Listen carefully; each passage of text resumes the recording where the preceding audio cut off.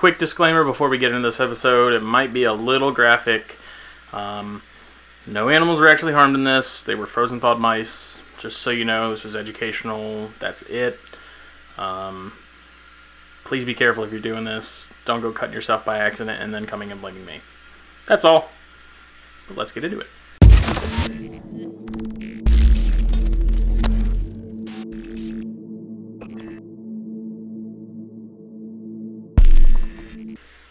Today, I'm going to show you probably one of the best herp hacks that I found, and it is something that will help your snakes grow not only faster, but get more nutrients from the food they're using.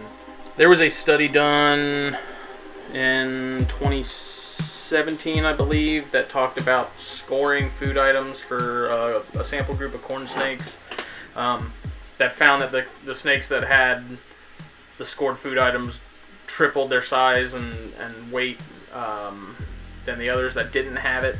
Something I've been doing for a couple years now, but it involves taking a frozen thawed mouse, in this case a fuzzy. I'm going to feed 2 of my chondros and this poplin carpet here. Go ahead and take his hide out in this perch. So these are the ones that are getting fed right now. I'm going to feed all the others later. These are just kind of an example just to give you a range of what's getting fed. And so basically what I do is I just take a fuzzy, and I actually do this with all the adults too. I don't do it with just young snakes. I think it helps get the most out of every food item for anything. So what you do is just take a razor blade, be it an X-Acto knife or like a box cutter like this, and just make some cuts. Usually you want to do about 4. You don't want to completely slice it out, so that you have innards and stuff coming out, but just enough perforations in the skin like this to where those digestive juices can get inside and kind of work their magic. And so then once I do that, just wake up, dude. Yeah. And so I do that with pretty much all of them. Like I said, I usually do 4 going perpendicular to the spine. Sometimes I'll do 1 that goes like the length, kind of like that. This is going to be a little messier than the other way, so I'm not as big of a fan of it. But you can offer kind of larger meals than what you're used to offering. It's not something I would offer every meal. I'm not going to go do a huge meal for every single snake that I'm doing this with. But if you do happen to only have maybe something that's a little on the larger side to feed, this is a good way to make sure they're digesting it fully and getting everything they can out of it. So like that's kind of a bigger cut than what I usually like to do, but just some smaller perforations like this. Anything to help the digestive juices sort of break through the skin a little easier. Come on, dude. Oh, you're hungry. Oh yeah.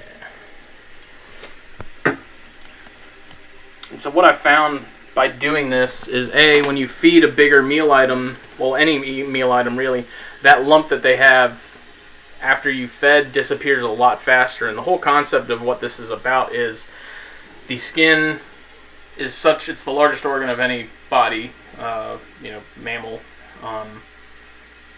And so the physiological energy of snakes is that they spend so much time in that digestive period just breaking through the skin to get to all the nutrients inside. So the point of making the cuts and scoring is that all those digestive juices can make their way inside and they're getting more of the stuff inside that they need. So it's a much more effective use of prey items. If you have babies like chondros and alterna that are notorious for being really stubborn to get going, this helps them sort of get a leg up and take off a little faster because their body is being so much more efficient with that food item. It takes 2 seconds to do, like you saw, so it's not anything that's super labor intensive.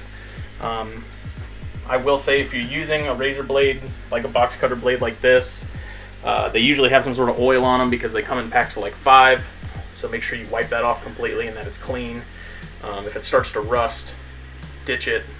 But it takes 3 seconds to do. I do notice a growth rate that is significantly higher than other snakes that maybe were later starters or that I wasn't doing it with as often. I do it every meal, like I said, with adults, juveniles, subadults, neonates, and I noticed that they're digesting it so much faster.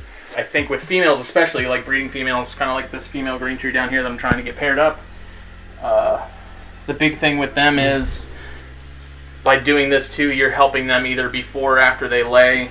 They're getting so much more nutrients out of each meal item that, I'm sure it helps them replenish calcium, helps them get more of the nutrients and fats and things they need either pre or after egg production. So hope it helps. Not for the squeamish. If you're not into doing it, don't do it. It's not going to hurt anything. I'll post a link to the paper below that talks about doing this, and I hope it helps.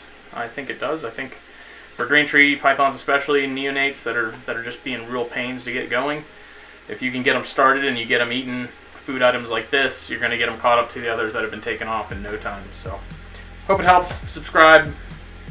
Follow us on Instagram, Facebook, at the Herpetoculture Podcast. Get a shirt at Teespring, link in the description. So, see you later.